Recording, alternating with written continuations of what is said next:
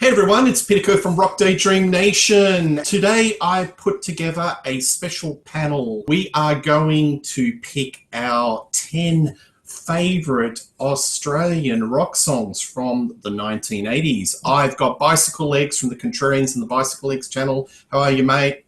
Great, great. Always a pleasure. I've got Harrison. Welcome to the channel from Grab a Stack of Rock. How are you going, Harrison? Very well, thank you. It's good to be on. And Peter Wicks, friend to the channel from Wixxyleaks. How are you, mate?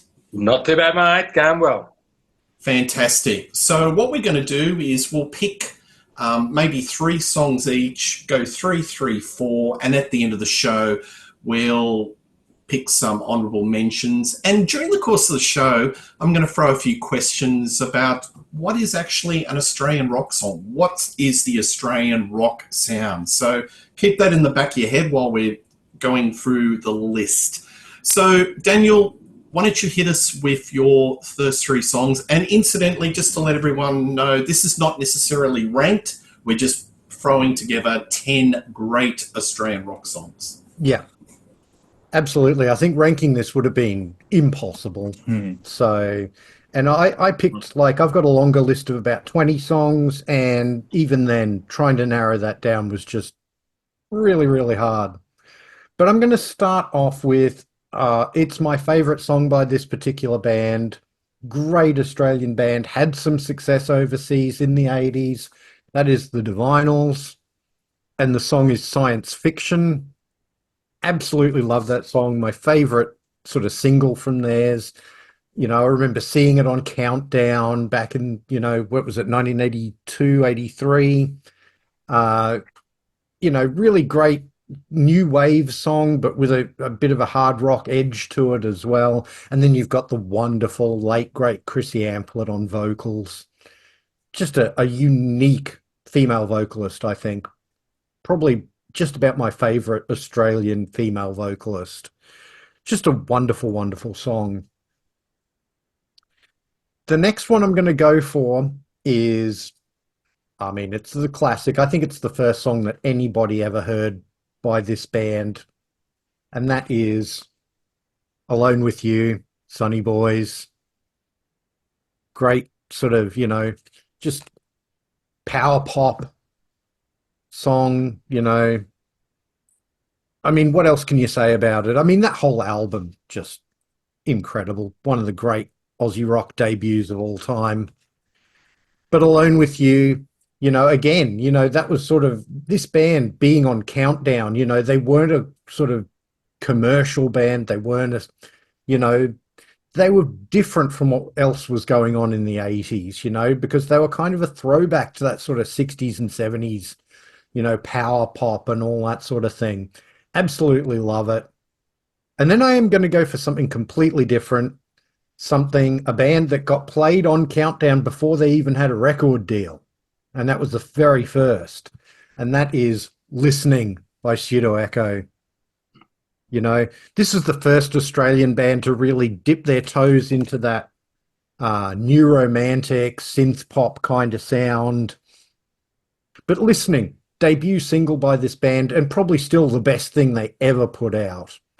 I love their later stuff too, but Listening's just like the perfect Pseudo Echo song as far as I'm concerned. If you like that sort of, ultravoxy kind of sound, they're definitely on that first album very indebted to sort of mid-Ure era ultravox, that sort of Vienna kind of sound and that sort of thing. But yeah, those are my first three, Peter. No, that's a cracking start, and just goes to show different sort of varieties, different genres, but very Australian. A lot of Australian music was influenced by what was happening in the Northern Hemisphere, but it was unique through the Australian prism and the Australian experiences. But that Pseudo Echo song, that's absolutely stellar. Yeah. All right, mate. Harrison, what's your first three? All right, I'll just very quickly introduce myself for those who don't know. I'm the resident co-host on Grab a Stack of Rock, where I'm known for being contrarian, doing the Lego art, and breaking the rules. I promise to be on my best behavior tonight. So, right, my list then. Not ranked, and I've restricted it to one per band to sort of make it easier on my sanity. All right, so my first one, hopefully the lighting's not too dark, is so I picked up this unassuming little DVD recently, and this is the Melbourne Music Festival 1988. Now, I bought this for the sets by the Angels and Jimmy Barnes, but you've got three other bands that are on before that. And the band that I'm picking my song from is from the very first set. It's by Painters and Dockers, and it's called the opener Nude School. Now, at the time, I was like looking at it, I'm like, oh, I'm not sure. I've got three sets to the Angels. How much am I going to enjoy this? But this song had me basically locked in from the start. I was like, all right, let's see what else these guys have to offer. And I ended up enjoying the Painters and Dockers set a fair bit. Um, Nude School itself has this sort of like call and response, and then there's some whoas as well. It's a blast. It's a fun little rocker. Um, got a bit of a horn section as well towards the end there. So like the backing vocals switch to like a trumpet as well, and it just sort of like got me into the band's sound very easy, and I enjoyed it a lot. And like I said, I ended up enjoying the rest of the Painters and Dockers set a fair bit as well. All right, so my second one I'm talking about is by the Angels. Now, and this is all I've got to show off. The song's not actually on here, funnily enough, and the song is Fashion and Fame.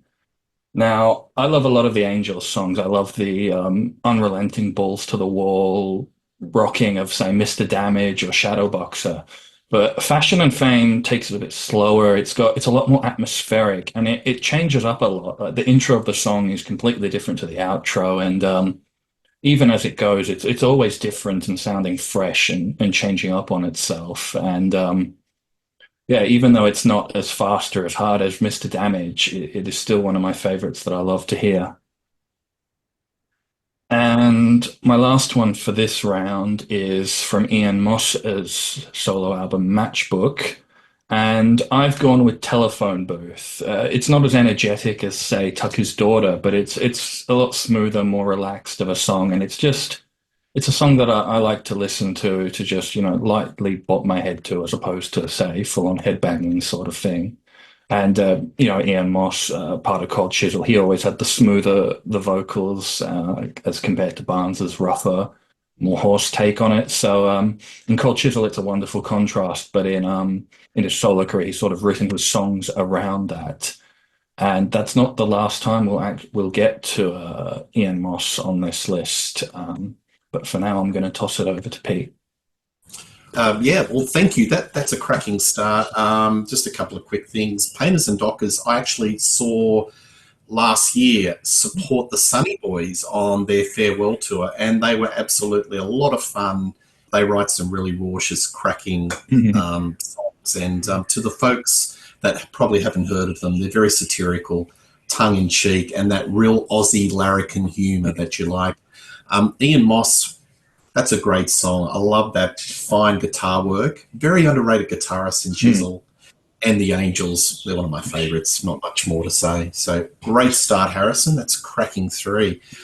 Peter Wicks, what have you got? Cracking start. It's a big one so far. Hey, all right. So mine are in no order either. So what I will do is put them in order, but I'll try and put them in order of release rather than anything else. I'll start off with 1980, Mental as Anything, Come Around. I was into Mental as Anything right from the start. Right as soon as I heard the Nips Are Getting Bigger, which unfortunately fits into the 70s, I was hooked. They're just they're quite unique. They have a very laid back, very Aussie pub sound. Not pub rock, but just the type of thing you'd hear if you went into the beer garden of a pub. I love the song Come Around. I think all their lyrics are quite funny and quite tongue-in-cheek. Why don't you come around sometime? I promise I'll try not to leer. That's just quite out there. Number two, I'm going to have to go Back in Black by AC/DC. This is also 1980. The main reason I've chosen Back in Black is I just love the riff. The riff is probably one of the best riffs ever written. But also the other thing was also the introduction to Brian Johnson. It can never be too easy to take over from an absolute legend, especially as the front man, and to take over from Bon Scott in the lead role is quite an achievement. And to kick it off with what is, I'm pretty sure it's their best. I think it's in the top 5 best-selling albums ever in the world.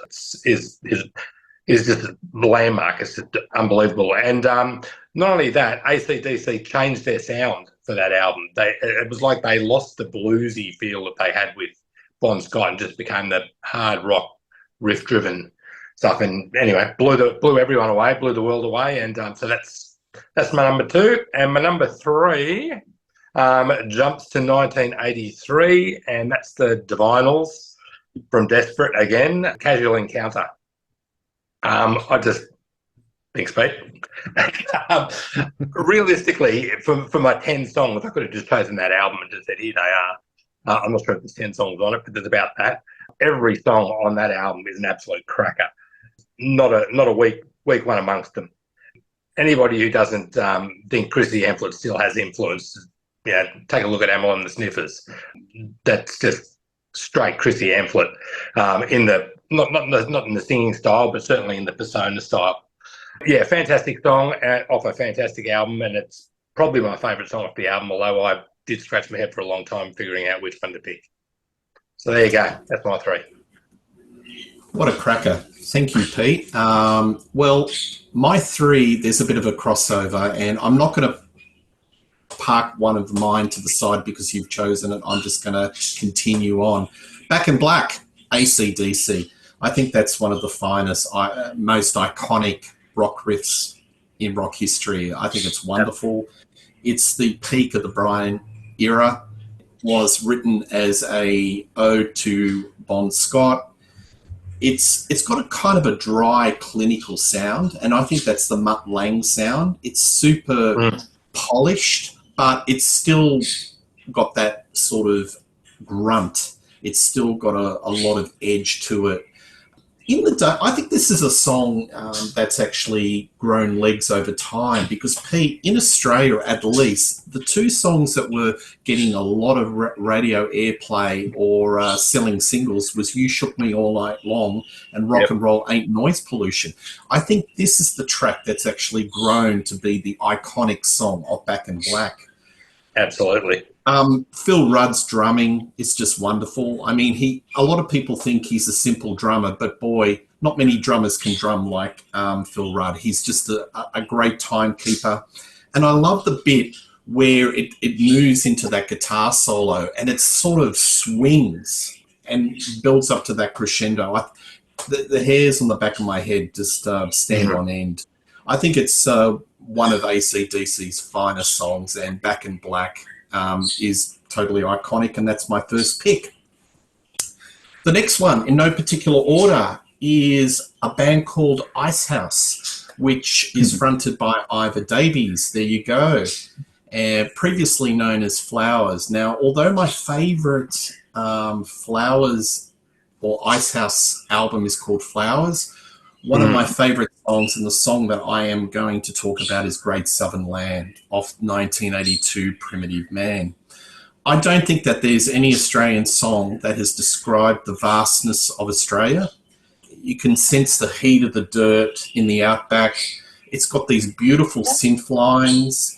It's majestic. It's got a lot of mystique. It's kind of glorious. And Ivor Davies was experimenting with a lot of synths. I think he was one of the first folk that brought the Fairlight into Australia and using it. And the way he uses the synth lines in this song is just wondrous. It's a song that's iconic. You go to the footy, you hear it. It's on commercials. It's part of the Australian psyche, and I can't avoid not choosing that in my 10 favourite songs. So Great Southern Land. My next one is going to be a band called Hunters and Collectors, and this is off 1986 Human Frailty. The song called Say Goodbye. This has had that catchphrase, "You don't make me feel like I'm a woman anymore." This band was very influenced by krautrock, Gang of Four. It's very rhythmic. It's got a lot of bass, bottom end, and drums. It's got the wonderful horn section of Jeremy Smith and Michael Waters, the punchy chords of Mark Seymour, and Mark Seymour on vocals in that sort of not pitch perfect, but just that wonderful expressive voice of his. And the song itself is about basically an argument between a man and a woman. Paul Kelly, the Australian singer-songwriter, said it was very strange to go to a Hunters and Collectors concert with 1,500 beer-swilling punters and they're singing "You Don't Make Me Feel Like I'm a Woman Anymore." And he was thinking in 1988, 89, what the hell's happening to pub culture in Australia? So that lyric line's gone into pop culture history in Australia, but I just love the sound of Hunters Collectors. And I think, it's almost an atypical sort of Australian sound. Australian sound to me is very rhythmic, lots of drums, lots of bottom end, a lot of bass. And Hunters and Collectors, Say Goodbye is definitely up there as one of the great songs, and that's my third pick. Yeah, before we go on, I will say about Say Goodbye, I've been in that experience. I saw Hunters and Collectors along with Split Ends and Boom Crash Opera in 1989 under a big circus tent in Surfers Paradise. And yeah, just being in this big crowd, like there must have been like 4,000 or 5,000 people there, belting out the line, "You don't make me feel like I'm a woman anymore." And 90% of them were blokes. It's just, it's a chilling experience. It's absolutely wonderful, isn't it? Yeah, it's really unusual. And you see Mark Seymour, he wears the Bonds T-shirt or the singlet top, and they've got this real sort of persona or a machismo. A lot of the blokes attracted to the aggression because it's really punchy, sharp music, but the lyrics are actually satirical against that sort of, the male culture in Australia. So they're dancing and they're bopping away, but they don't, maybe the lyrics are sort of like that. Mm. Yeah. All right, Bicyclelegs, what's your next three? All right. The other thing I really quickly wanted to say, Great Southern Land, pretty much the unofficial Australian national anthem, isn't it? I mean, just much better than the real one, I reckon. Anyway, my next three, I am going to go for a song off another debut album. It was my introduction to this band, so it's got it's very close to my heart in that respect. It's from this album here, of Skins and Hearts, and the song is The Unguarded Moment. Again, it's got that kind of jangle pop kind of feel to it. It's got that wonderful, really laconic vocal style of Steve Kilbey. He's got this really almost sort of hammer horror kind of vocal style, very low and lugubrious. But then the music behind it is quite bright and jangly and a little bit of psychedelia in some of their other stuff. But The Unguarded Moment was my introduction to this band. They've done so many wonderful albums since. But I'm going with The Unguarded Moment just because, as I say, sort of near and dear to my heart. And Boom, boom. yeah, I mean, it could have gone with anything from that band, though, couldn't I? The next one I'm going to go for is, to me, the iconic song. It's maybe not the song that people would necessarily go to with this band, but I love it to death. I'm talking about Models. And I'm talking about the song I Hear Motion. It's a wonderful song. This band, again, very different kind of vocalists in this band. Sean Kelly has this almost sneering kind of quality to his vocals. And this is the first album with James Freud. He would come to the fore in the next couple of albums. He has a much more commercial sounding voice, whereas Sean Kelly's is kind of raggedy and edgy and, as I say, kind of snarling. And I Hear Motion is this wonderful song. It's got this mix of guitar and synthesizer, and it's mostly on one chord, except for this little bridge in the instrumental bridge in the middle of the song. The whole song is based on one chord, but it just comes up with this really wonderful sort of tumbling riff on the synthesizers and guitar. It's a great lyric. It's a great vocal. It's my favorite Models song. It's, you know, and Pleasure of Your Company, either that one or the debut Alpha Bravo Charlie are my go-to Models albums. And then I think this band has to be mentioned when you're talking about Australian rock.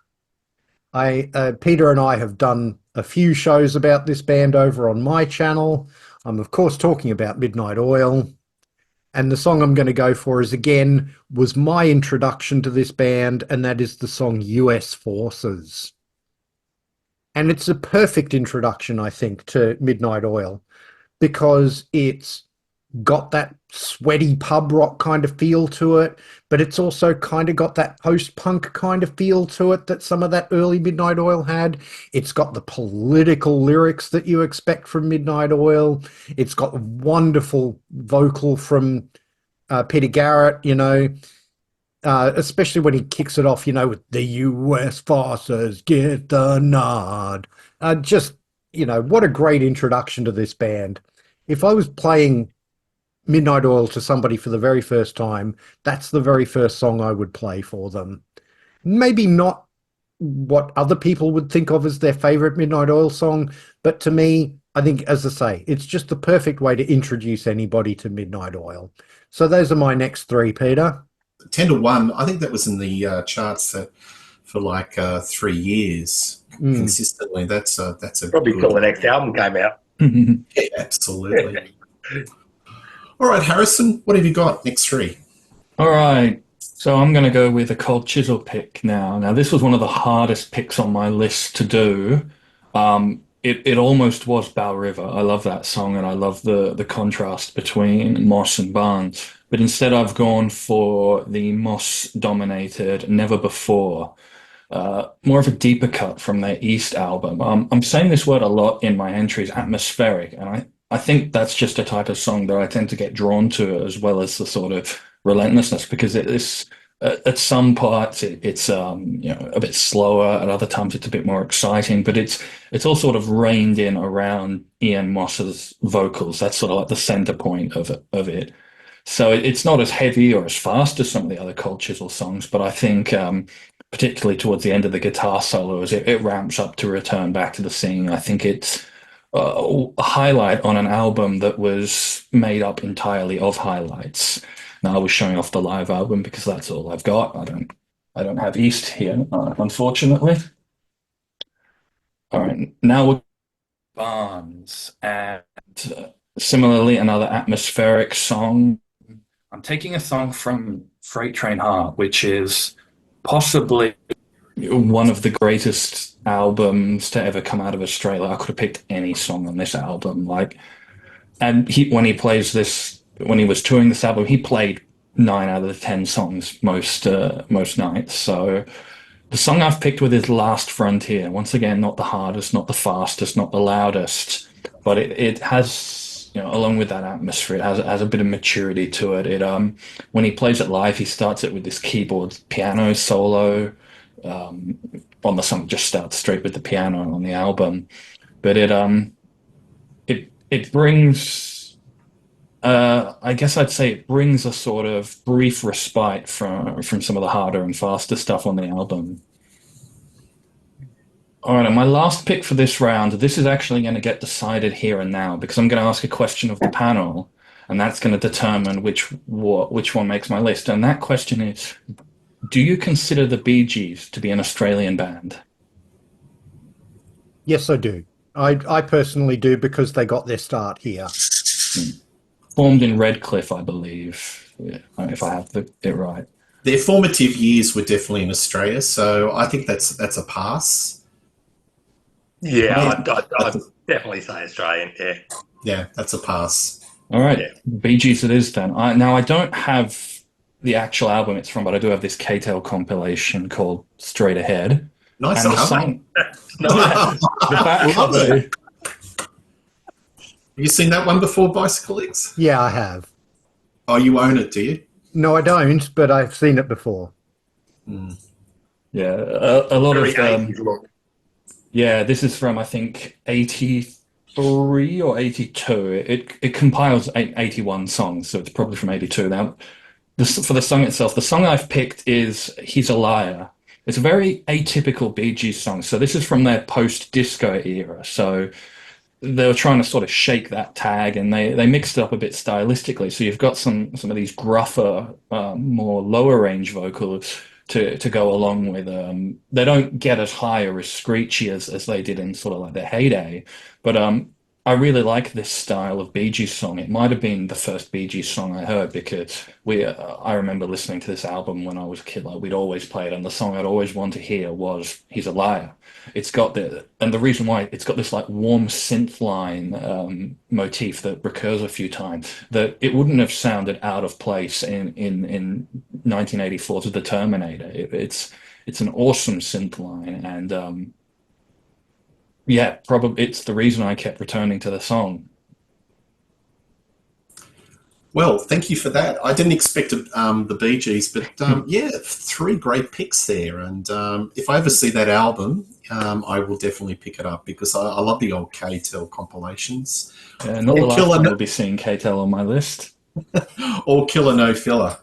That's right. Peter Wicks, what do you got next 3? All right. I'm going to prove that I can't count because this one should have been in the first list if we were going to go in order. But anyway, this one's from 82. In Excess, Don't Change. Others may have ripped it off and done cover versions, but you can never top the original with this one. Back in those days, as you'd all remember, In Excess were a pub rock band long before they hit superstardom. And but this was, for me, the song that really got me hooked on them. So it's just a great straight up rock song. So yeah, always goes off in the pubs. My next one, I would have to say, if I went by order, is Midnight Oil. And I was tossing up whether to do US Forces as well, but I ditched that one figuring someone else would do it, and I was right. I'm going to go with Jimmy Sharman's Boxers off Red Sails in the Sunset. I just love that album. In particular, I love the drum sounds. Rob Hurst is one of the most underrated drummers ever. The guy's just absolutely knocks it out of the park. He's just absolutely brilliant. And the drumming on that particular track, although it's not his best, the drum sound on that track sounds good. It might not have the best fills or anything like that, but it's just really solid and thumping.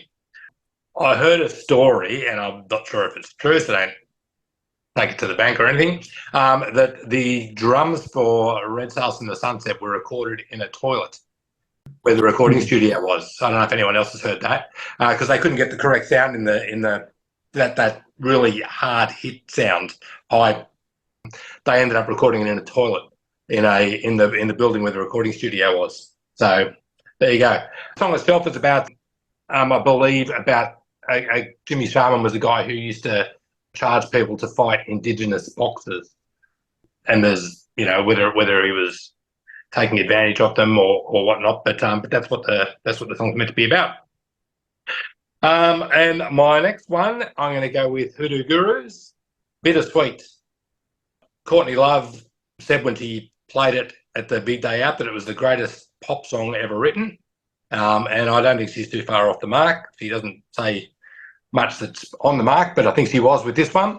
It's just a classic pop song. It just builds so nicely, and I think Dave Faulkner's he's one of the best songwriters we've had in Australia, and yeah, it's just absolutely smashing song, just brilliant from start to finish. Well, Pete, no argument there. I think he's an Australian treasure. And one thing I just want to go backtrack about Rob Hurst, I think he's rated very highly in this country, but I think north of the equator, highly underrated. He's just a superb drummer. He's world class. I don't know about you, Peter, but I have never, when I saw Midnight Oil live in concert, I've never seen anybody hit a drum kit harder than he does. In his orange overalls.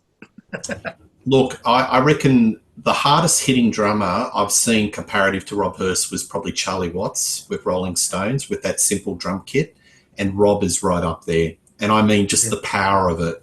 All right, I think we need to talk about, I'm going to talk about In Excess. So many songs in their catalogue that you could pick as the greatest song. But I'm going to actually pick Need You Tonight. Now, this was their first #1 hit in America. It was off the Kick album. What I like about this is the song is very structurally very simple, but it got a very cool vibe around it. It's got a lot of swing. And basically, when you break it down and look at the musicology, you've got a couple of power chords, and then you've got this rolling funk riff. It's kind of got this push and pull. And, you know, a lot of bands that we've discussed are very riff orientated. Like, you know, In Excess are just like AC/DC, but it's a different type of riff. A chord, a sequence of chords can be a riff. It can be a funk riff. In Excess are a very riffy band. And I think the thing that sold this particular song is it's simple, but it's deceptively catchy. And it's all based on, you've got these two riffs, and it's like a push and pull. And it wraps around the charisma of Michael Hutchence. So you've got Andrew Farriss, who's a very canny songwriter, and if there was any song that needed to wrap around the charisma and the personality of Michael Hutchence, this was the song. You look at the film clip, and the film clip is perfectly in synergy of the song. It's very cool, but your eyes are always on Michael Hutchence. And that was the selling point, and that's why In Excess was such an uber successful band. Need You Tonight, I think it's a Trojan horse. It's very catchy, and that's one of my favourite In Excess songs of the 80s. Now, this one's going to be a little bit, you're going, Pete, what are you talking about? You may not expect me to choose this song. Ross Wilson, I think he's one of our greatest songwriters. Very smart. You just got to look at Daddy Cool, which were a patash of rockabilly, old-time rock and roll for a modern prism in the 70s. Eagle Rock is just part of pop culture. Yeah. But I'm going to go to Mondo Rock. And Mondo Rock, we had Ross Wilson team up with Eric McCusker. He was a very smart songwriter. And the song I'm going to select is Come Said the Boy. I love that song. I think it is a very smart pop song or rock song. It went to #2 in the charts. Very controversial because the topic was about somebody losing their virginity. It only didn't get to the #1 position because 2SM, which was a radio station in Sydney owned by the Catholic Church, banned it. And therefore it stalled at #2. It should have gone to #1, but that's a little bit of trivia. This song to me is sad. I don't hear a lot of happiness. To me, it's quite a very melancholy, haunting sort of song. And I think it's the melody lines. And when you look at the lyrics, to me, it's about change, where this boy loses his virginity and things will never be the same. And the music really suits the material. I find it a very haunting sort of song. And the thing that I love about this song is the clean guitar lines of Eric McCusker. I just love that wonderful guitar solo and the clean guitar lines. This band is super smart. They played sort of music that was kind of very FM, state of the heart, cool world, very underrated. It was kind of more to that American orientated rock. But to me, this is their finest moment. Come Said the Boy, and it's one of my all-time favourite songs, and it's in high rotation in the Kerr household. The final song in my 3 is another church song, but off their masterpiece Heyday, and I'm going to pick Tantalize from 1986. So this is a bit of fired-up psychedelia. It's got that wonderful delayed pedal windmill guitar sound. It kind of swoops at you, and then the horns come in. So many Aussie bands use horn sections. It's just wonderful. It just adds a lot of oomph to the sound. The production on this song sounds beautiful. You know, when you talk about bands like The Cure, Jesus and the Mary Chain, the Church are right up there. They were just wonderful, jangly psychedelic pop. They were just world-beating. And the thing I like about Steve Kilbey, Bicyclelegs, he had this kind of arrogance, but it wasn't sort of offensive arrogance, you know, in his whole persona. It was sort of cool. And I think in 1986, him combined with Marty Wilson Piper, they were one of the coolest bands in the world. and I love this song. Church Tantalize of Heyday. Yeah. You know, I probably wouldn't characterize it necessarily as arrogance as much as I would characterize it as just sort of self-assurance, you know. He knew who he was and he wasn't going to let anybody get in the way of who he was. And I love that about him.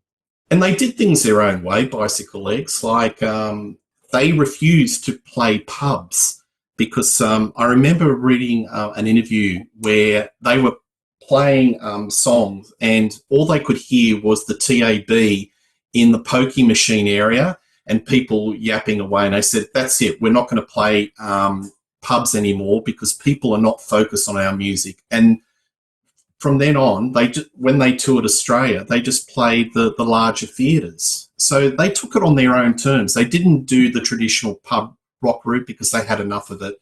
And I think they had a bit of a world vision. You know, let's get out of Australia. Let's go to America. Let's go to the UK. And they had the sound and the songs for it. Yeah. All right. Bicyclelegs, what's your final four? My final four. The first band I'm going to talk about is a band I think that everybody would expect us to talk about, being one of the most quintessentially Australian bands, and that is the band Goanna. But I'm not going to pick the song that you might think I'm going to pick. I'm actually going to go for something off their second album, which I think is a really underrated album, and the song is called Common Ground. And I love this song because it has, again, everything that I think you need to know about Goanna. It has these wonderful jangly guitars. It has this wonderful sort of beat under it, which has got a bit of that sort of indigenous feel to it. It's got the wonderful lead vocals of Shane Howard, one of the few Australian vocalists who was not ashamed to sing in a very broad Australian accent. You know, you were never going to mistake where Shane Howard comes from by listening to him. And then you've got the wonderful Rose Bygrave and his sister Marsha Howard on backing vocals. All up, it's just a wonderful song. It's evocative. It just like the album, it has sort of evocations of the sea and the coastline and all that sort of thing. And, you know, everybody would have probably thought I was going to pick solid rock, and that's a absolutely cracking choice too. But I just love Common Ground. It's my favorite single that they ever put out. It should have been a huge hit and it wasn't. And yeah, that's a bit of a shame. The next band I'm going to talk about has already been talked about, but I'm going to talk about a different song. It's the wonderful Mental as Anything. This is the great Cats and Dogs album, and the song I'm going to go for is Berserk Warriors. Again, you know, just a quintessential Mental song. It's got that, you know, Mentals, for people who don't know Mental as Anything outside of Australia, if you know Squeeze, or as they were known here, UK Squeeze, they've definitely got a bit of that sort of Squeeze feel to them. That sort of pub rock meets new wave kind of thing. And Berserk Warriors is a great song written by Peter O'Doherty, sung by Martin Plaza. The lyrics are based on sort of the marital problems that the members of the band ABBA were going through at the time. You know, you've got Bjorn and Anna, you know, sort of breaking up and going their separate ways. And the lyric is witty and fun.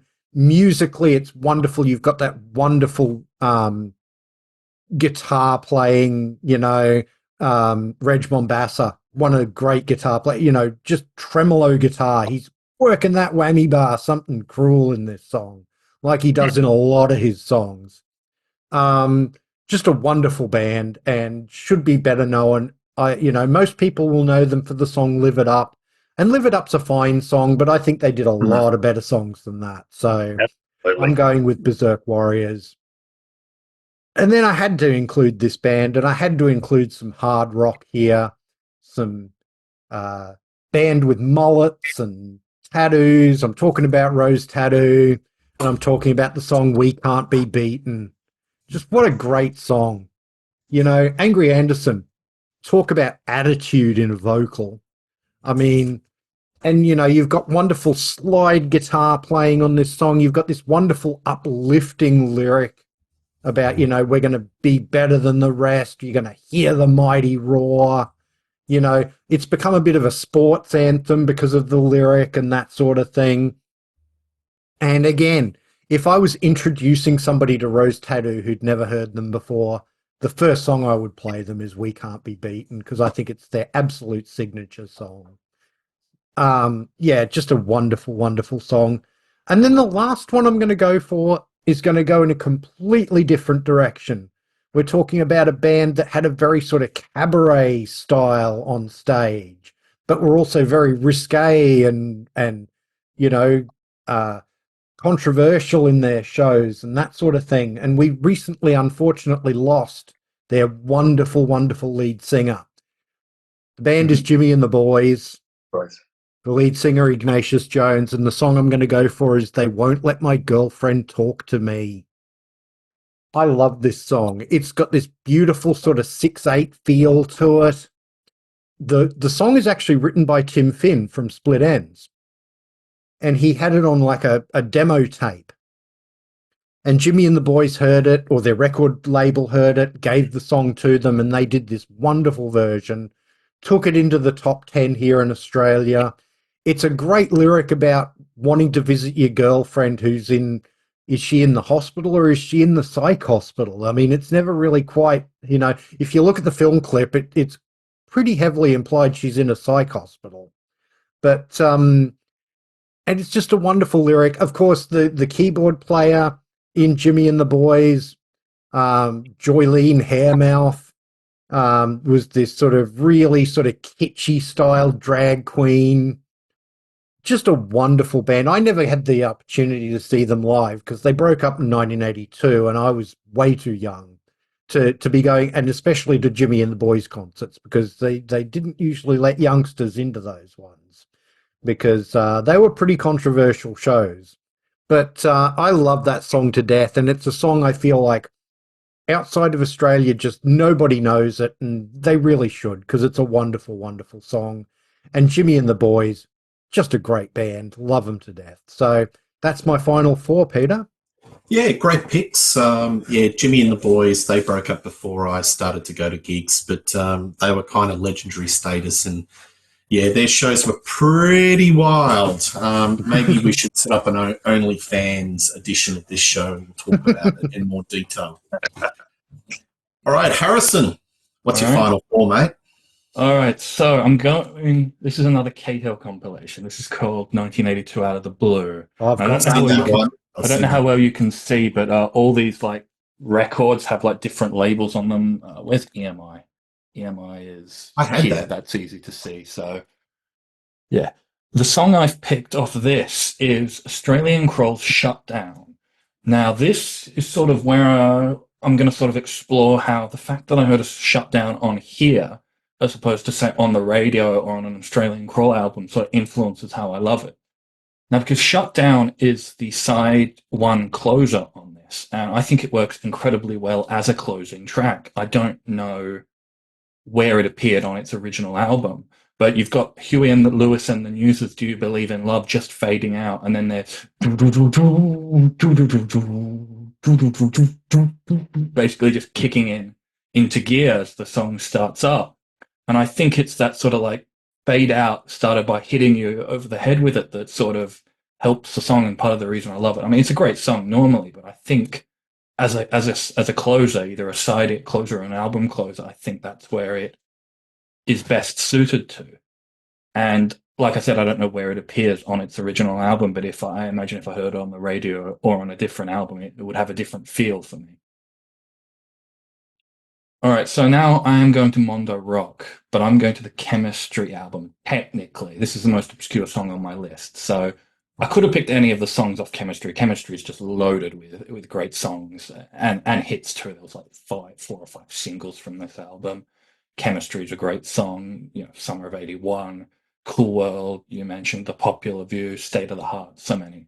But I'm actually going for a really obscure live performance. Now, if you put this song's name into Discogs, the only place it appears is here In the liner notes, all Ross Wilson says about it is previously unreleased and unheard.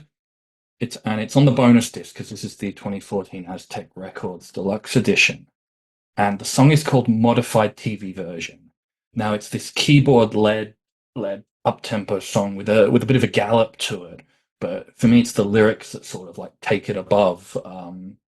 I'll read out a bit here. It's there's some lines. Because in the modified TV version of your life up until today, because your true life story is so hopeless, we may edit some of your past away.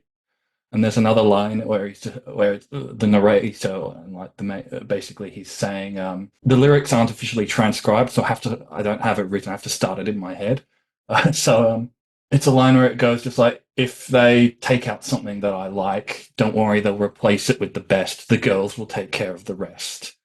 So it's this really fun sort of like tongue-in-cheek thing about this guy who's going to get his life story like turned into a movie or a TV show.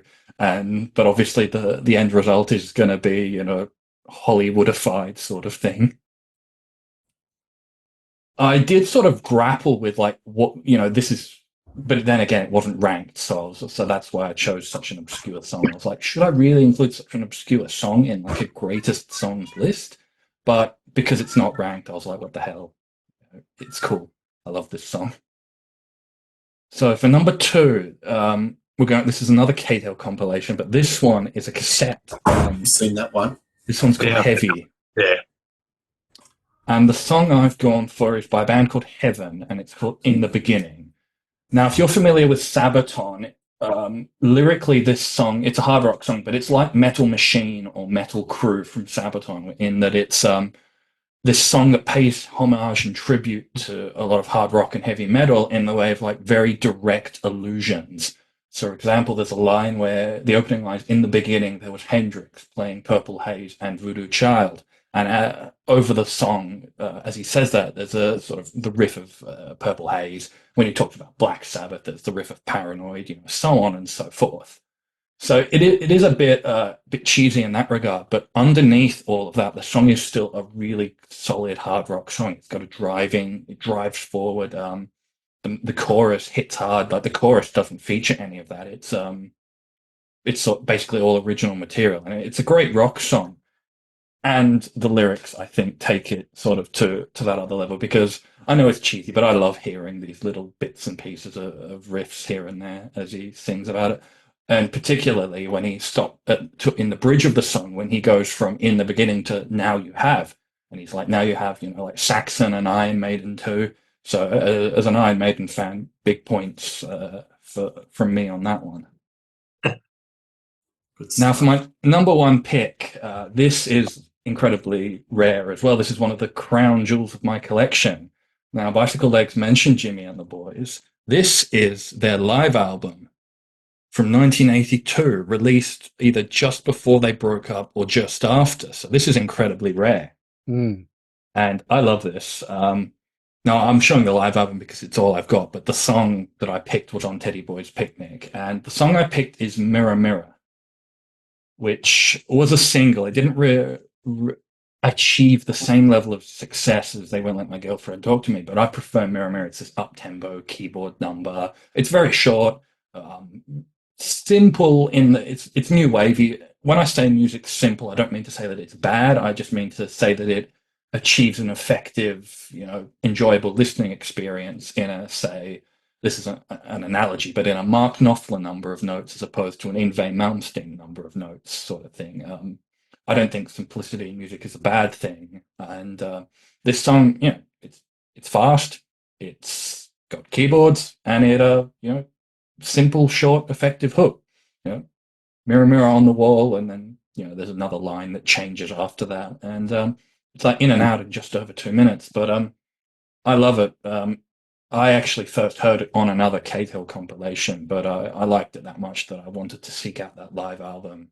And I like a lot of the rest of the songs in here. But yes, as we talked about, very risque, very controversial, not family friendly at all. I can attest to having listened to this. Yeah, there could be another show on Rock Daydream Nation about Jimmy and the Boys. Watch this space. I would like to be a part of that. We'll put a panel together on that one. Pete, did you ever see Jimmy and the Boys? No, before my time, no playing live, that's for sure. Yeah. No. Sadly missed that one. They would have been quite a spectacle, I'd imagine. So, yeah. All right, Pete, what are your final four? All right.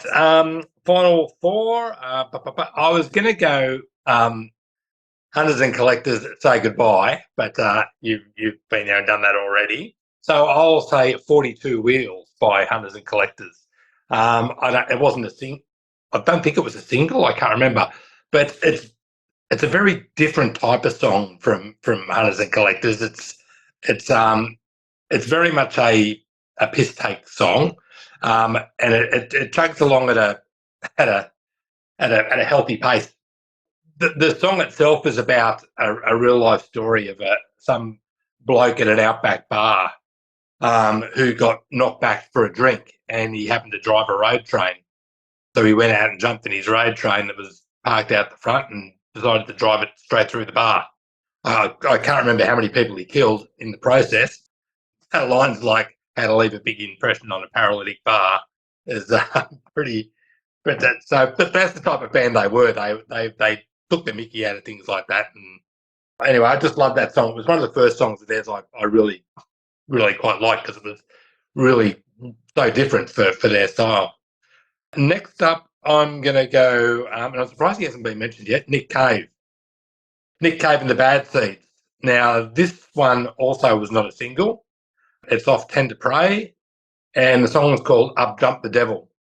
I don't know if you guys are familiar with it, but it is just Nick Cave, like, in a nutshell. It's just the lyrics, his blood is blacker than the chambers of a dead nun's heart, and it's just all that sort of stuff, Born on the day that my poor mum had died, cut from a belly with a Stanley knife, and Dad did a jig with the drunk midwife. It's just, it's Nick Cave's storytelling at its best and darkest. I don't know if you've ever read his book, The Ass or the Angel. It's very much that book in musical form. I don't know if you've read it. It's quite a dark book. But anyway, Nick Cave, and boy, has he gone on to some amazing things. Next, I'm going to go with Boom Crash Opera from '89, a song called Onion Skin, and I just love the guitar in it. It's just, I just can't. Every time I hear that riff, it just makes you I don't know, it makes you move. It's just such an awesome riff. Lyrically, it's pretty neat and naff, but the riff, I just can't get past the riff. And I'm surprised I've never heard another band try and rip that riff off. It's just probably one of the best riffs I've heard from any band, let alone an Australian band. And last but not the least, I'm going to go with Crowded House and Don't Dream It's Over. And you could pretty much put any Crowded House song on the list. God, they've had some corkers, but this was the song that broke them in the US. So, well, not broke them, but it was their highest charting song. Neil Finn is just a master. I mean, I know he's a Kiwi, but but the rest of the band is Australian, I believe. Certainly, Paul. All right, 2/3 rule. It's acceptable. What do you reckon, Bicyclelegs? No, definitely. I mean, Neil was living in Australia at the time too. Absolutely. If we let the Bee Gees on the list, we have to let this. Yeah. That's exactly. Okay. And hey, Brian Johnson's Scottish, so what do you Aussies love claiming, And Farlap was Australian. I was an Australian horse too. Aussies love claiming Scottish people for their own stuff. I think one of our Socceroos is of Scottish heritage too. Oh, look, we've been doing this for hundreds of years. Let's just claim, Russell Crowe, Dragon. Yeah. I mean, we let the Kiwis have She Had and the Headless Chickens, so we'll take Crowded House. The soccer, let's go off to about the A-League, the Australian League. We let Wellington, Phoenix in as well from New Zealand as well, just because obviously they can't have their own soccer league over there, so they get to join in on ours. Yeah, absolutely. But Don't Dream It's Over. It's definitely one of my favourite Crowded House songs, and like I said, I could have picked virtually any song of Crowded House from the 80s, and they did go through to the 90s, obviously, but yeah, that one was a ripper. And it was held from the #1 spot by that damn pesky Cutting Crew song. Remember, What? I Just Died in Your Arms Tonight. Yeah. Oh, I think that is depressing. Neil used to joke that song, I Just Died in Your Ass Tonight. Anyway. Yeah, great picks. And one thing I've got to say, I've seen Nick Cave once, and he's one of the most charismatic, captivating front persons I've ever seen. He's up there with Michael Hutchins and Bon Scott. Had the audience in the palm of his hand, and seeing these women just throwing roses at him. It was kind of, it was just something to see. Like a manic preacher. Yeah. That sort of style. He's incredible. Absolutely. All right, I'm going to rattle through my final 4 in no particular order. So I've got to talk about Divinyls. So I'll flash this album up, which is Desperate. The great Chrissy Amplet. I think she's one of Australia's greatest frontmen. I love Chrissy. Sorely missed. She one of the most dynamic, captivating singers in a band. She just held the audience in the palm of her hand. Very strange, because off camera or off stage, she was apparently very introverted. So once she got on stage, she was on. And, the whole persona of the low fringe haircut was not to see the audience. The whole thing about wearing the schoolgirl uniform was kind of a bit of a connection with Angus in AC/DC. And she just built this character that she could be somebody that was not completely the opposite to who she was. And absolutely, I've never seen anyone like her, and she is very sorely missed. But the song I'm going to pick is Boys in Town, which was off the Monkey Grip EP. It was their first song that went top 10 in Australia, #8. It's just a punchy, spiky, new wave rock song. It's very direct, it's very energetic, and I love the lyrics where, she's basically talking about somebody in a one-horse small town and just wants to get the hell out of here, and really spoke to a lot of folk in that day going through a similar sort of experience. And there's so many great songs in their catalogue. Look, arguably, I don't think they did a truly excellent masterpiece album, but if you had to pick one album out of their catalogue, I'd say What a Life, or the second album, is probably the strongest, and I would get people to go to that particular album. Anyway, Boys in Town is my first pick. Next one is one of Daniel's favourite artists, Hoodoo Gurus, off Stone Age Romeos, one of the great all-time Australian albums of all time, 1984. And my song is I Want You Back. Absolutely love this song. David Faulkner is an Australian treasure. Brad Shepherd is a guitar hero. You had James Baker and Clyde Bramley. They were just on fire. The thing I like about this song is when you hear it, it sounds like, I want you back. Come back, come back. But when you actually read a couple of interviews with Dave, it was something that was completely different. There was a guy that was in a band in the Hoodoo Gurus who left the band, and he said as a kind of a parting shot to Dave, oh, this is a shitty band. I'm leaving. I don't want to come back. And this is actually a very angry song. Dave wrote this for this ex-band member to say, you want to come back to the band? You wish. So, and that's the genius of Dave Faulkner. You listen to these songs and you think they're about something, but when you read the lyrics, they're about something else. Like My Girl. I always thought it was a sweet little love song, and it was a song about his dog.